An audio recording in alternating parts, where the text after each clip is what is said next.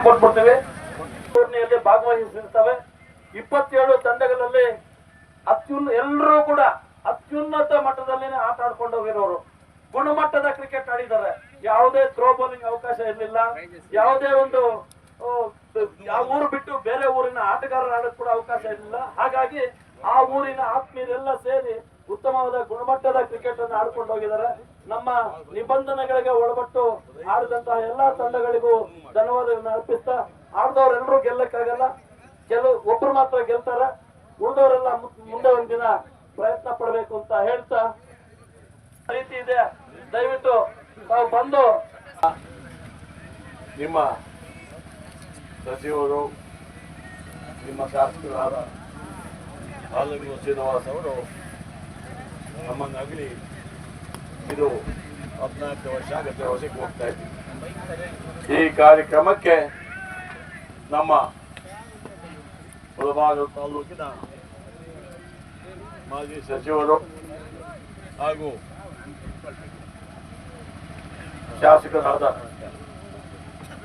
ನಮ್ಮ ಎಚ್ ನಾಗೇಶ್ ಅವರು ಇದಕ್ಕೆ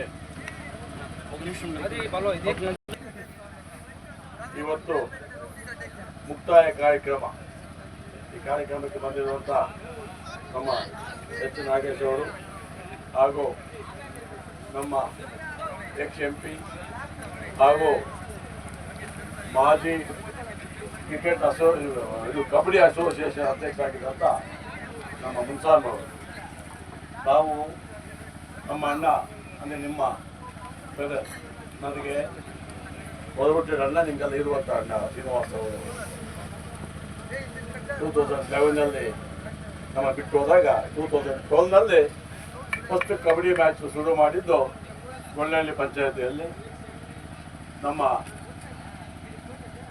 ಶ್ರೀನಿವಾಸ್ ಅವರ ಪರಮ ಶಿಷ್ಯ ಎಂ ಗೊಳ್ಳಹಳ್ಳಿ ಅಂತೆ FD ಹತ್ರ ಆಲ್ಮೋಸ್ಟ್ ದೇವಮಲೆಯಲ್ಲಿ ಸ್ಟಾರ್ಟ್ ಮಾಡಿ ನಮ್ಮ ಆಲೂರು ಶ್ರೀನಿವಾಸ್ ಅವರ ಆತ್ಮೀಯ ಶಿಷ್ಯ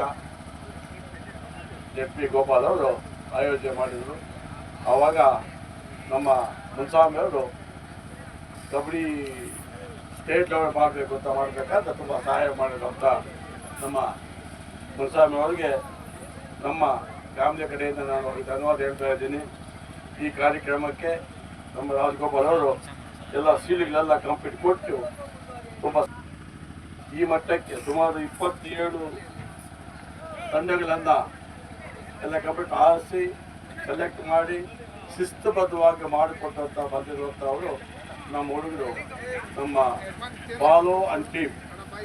ಯಾಕಂದರೆ ಈ ನಮ್ಮ ಹುಡುಗರು 3 ದಿವಸದಿಂದ ಅಚ್ಚುಕಟ್ಟಾಗಿ ನನ್ನ ಮಗಳು ಭವಾನಿಯವರ ಡೈರೆಕ್ಷನ್ನಲ್ಲಿ ಅಚ್ಚುಕಟ್ಟಾಗಿ ಮಾಡ್ಕೊಂಡು ಬಂದಿರುವಂಥ ನಮ್ಮ ಹುಡುಗರು ಕಾಂಪಿಟೇಟಿವ್ ಟೀಮ್.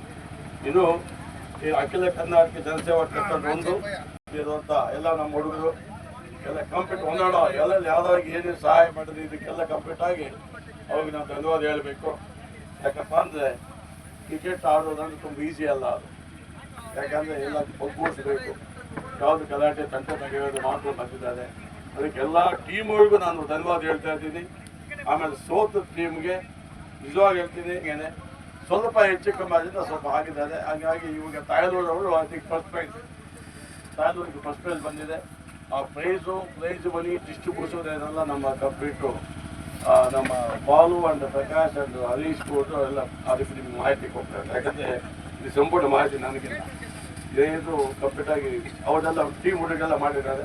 ಆ ಹುಡುಗ ಜೊತೆ ನನ್ನ ಮಕ್ಕಳು ಅಲ್ಲೇ ಬಾವಡಿನ ಅಲ್ಲಿ ಸೇರಿಸ್ಬಿಟ್ಟು ಒಂದು ಟೀಮ್ ಮಾಡಿಬಿಟ್ಟು ಅಚ್ಚುಕಟ್ಟಾಗಿ ಮಾಡಿದ್ದಾರೆ.